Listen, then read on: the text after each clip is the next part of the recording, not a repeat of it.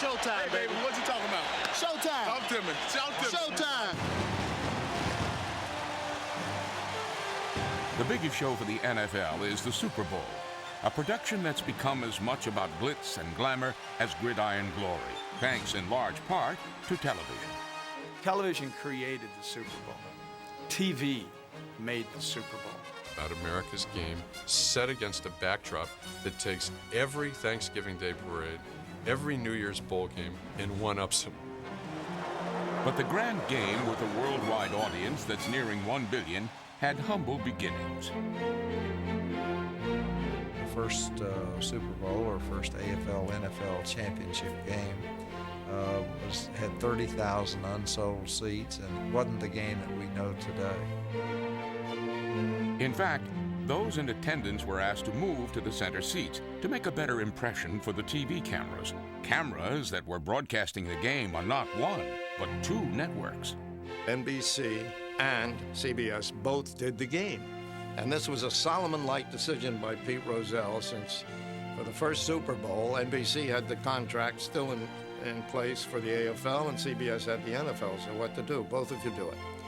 So this was a competition between the two networks as much as Kansas City and Green Bay and the two leagues. Long before the Chiefs and Packers took to the field, the competition between CBS and NBC took on a real sense of rivalry. From day one, there was always the feeling that there was a certain amount of superiority in the CBS camp. And in NBC's camp? We felt, in working with the league office, we were kind of really second-rate guys. Not second-rate, but not really as important as perhaps they felt their brethren from CBS were. They had good people, and they had their pride. And we had our pride, and we had very good people. We had some personnel problems. Some guys got a little too exuberant on the days leading up to the game. There's a lot of animosity, a lot of fists swung in the lot outside the stadium, so much so that they had, the next day we came, they had built a 10-foot chain link fence between the CBS trucks and the NBC trucks to keep them apart. We were fine, the broadcast, but not the technicians. CBS's cameras and crews would shoot the game, leaving NBC no control and few choices to make. While the game was on, they were just taking the feed coming out of the CBS truck. I mean, it was our cameras, our camera personnel, calling the shots. So while I wasn't in their truck, I'm sure that they were probably fuming, probably criticizing selection of coverage, if you will. But there wasn't a whole lot to do.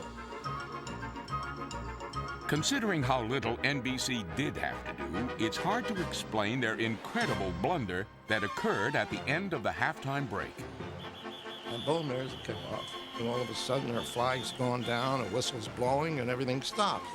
And somebody yelled out in the field, "Hey, don't kick off yet. We're not on the air. We're with the affiliates." NBC was not back from a commercial break. It was waved off before the ball was caught by the receiver, but there were 2 second-half kickoffs. After the game, the network battle ended in hand-to-hand combat in the Packers' locker room.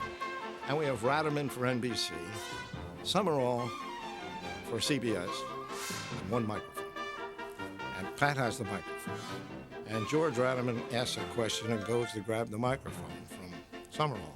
In the truck, Bill McPhail says, "Tell him to get that damn microphone back."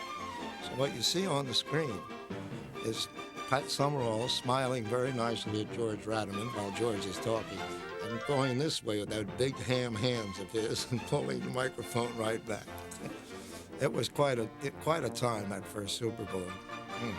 With CBS in the broadcast booth and the Packers on the field, it seems the NFL beat the AFL not once, but twice in the same game.